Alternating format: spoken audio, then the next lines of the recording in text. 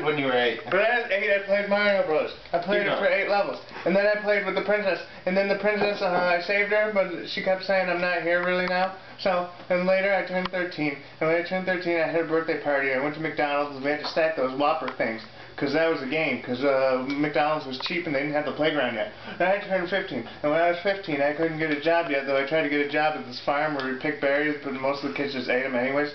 So when I picked berries, I didn't make any money, so I had to babysit Libby and Nate. And Libby and Nate, the first time I had to babysit, Libby put glue in Nate's hair, and Nate was crying, and all he did was leave the room for a few seconds.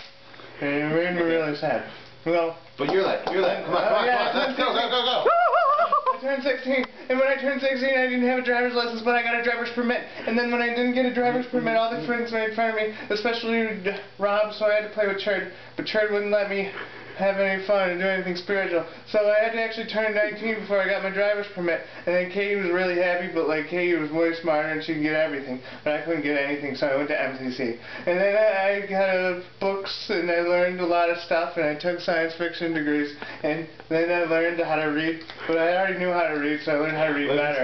And then I did something with choreography, but I mean I drew on some papers and I learned how to act and drew up scripts. And then I went to Houghton because I wanted to learn how to become a youth director because Scott and Jill did a really good job and they took me on many mission trips and half of them were to Toronto but some of them were to Ohio. And then when I went to Ohio then I went to Chicago and after Chicago I learned how to be a youth director because that helped for so long.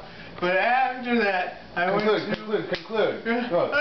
Thailand when I was 20 and then I went to the Japanese airport for 3 hours and then it made me learn everything and I got a fish for lib. But I went to Thailand for 2 weeks and it was really awesome. I smuggled Bibles and I got a job right after. I got arrested on that job, became a youth director and went to California. Amen. Amen.